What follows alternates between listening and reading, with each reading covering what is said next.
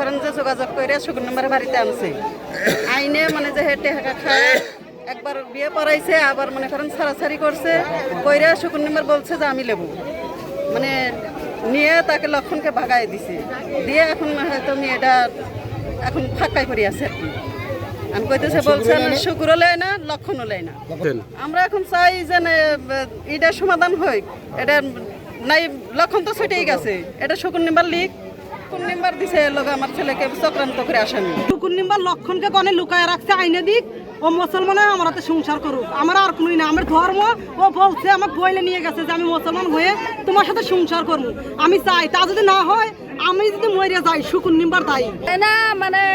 হিন্দু লোহের সাথে শুকুর নিম্বার হাতে চক্রান্ত করে হিন্দু হাতে দিছে দিয়ে আবার হেইতে শুকুর নিম্বার 8 লাখ টাকা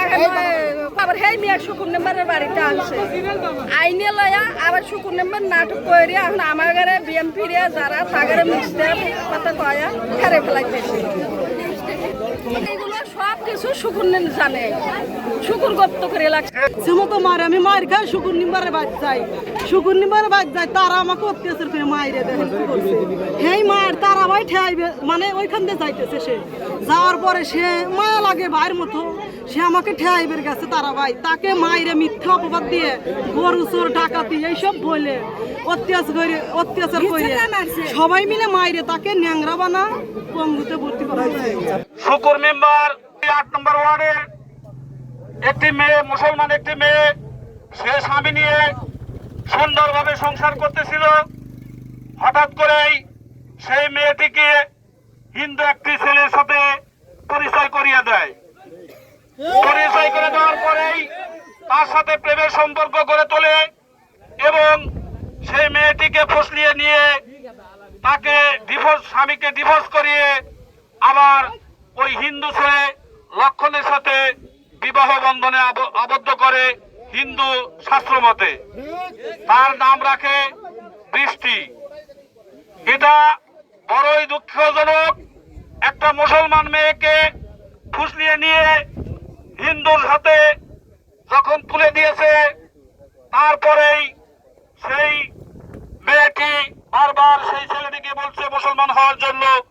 কিন্তু সেই ছেলেটি মুসলমান না হয়ে পালিয়ে যায় লক্ষণকে মুসলমান বানানোর প্রতিশ্রুতি দিয়ে নিয়ে গেছে পরবর্তীতে লক্ষণের কাছ থেকে টাকা পয়সা সুযোগ সুবিধা নিয়ে এই মেয়েকে জোর করে হিন্দু বানিয়েছে এই মেয়ের স্পষ্ট অভিযোগ এই মেয়ের কাছ থেকে 4 থেকে 5 লক্ষ টাকা নিয়ে শুকুর মেম্বার পরবর্তীতে এটা ধামাচাপা দিতে চাইছিল সাংবাদিক প্রিয় সাংবাদিক জাতির মেরুদণ্ড সাংবাদিক ভাইরা আপনারা এই অন্যায়ের কঠোর প্রতিবাদ করবেন এই মেয়েটার পাশে দাঁড়াবেন ছেলে তার নাম হলো শ্রী লক্ষণ সূত্রধর এই লক্ষণ সূত্রধর যে মেয়েটির সাথে সম্পর্ক করেছে সে একটা মুসলমান মেয়ে তাকে ফুসলিয়ে বাসলিয়ে হিন্দু বানিয়ে এটা মুসলমান সমাজে কলঙ্ক সৃষ্টি করেছে আমরা এর তীব্র প্রতিবাদ জানাই এর সাথে যারা জড়িত কালকে দেখলাম এই শুকুর মেম্বার নামে 8 নম্বর ওয়ার্ডের মেম্বার তিনি অনেক কথা সংবাদ সম্মেলন করেছেন এগুলো সম্পূর্ণ মিথ্যা কারণ তারা আমাদের বিএনপি কিছু দলীয় নেতৃবৃন্দের নামে একটা ডাকাতি মামলা করেছে এই মামলার প্রতিবাদ জানাই সম্পূর্ণ মিথ্যা এবং ভিত্তিহীন মামলা বিএনপি জনসাধারণের একটা দল তারা জনগণকে ভালোবাসে জাতীয় দল জনগণের উপর আস্থা রাখে একটা ছেলে একটা মেয়ে আছে ছেলে গেল বলে যে লক্ষণে হাতে বলে 1 বছর ধরে রিলেশন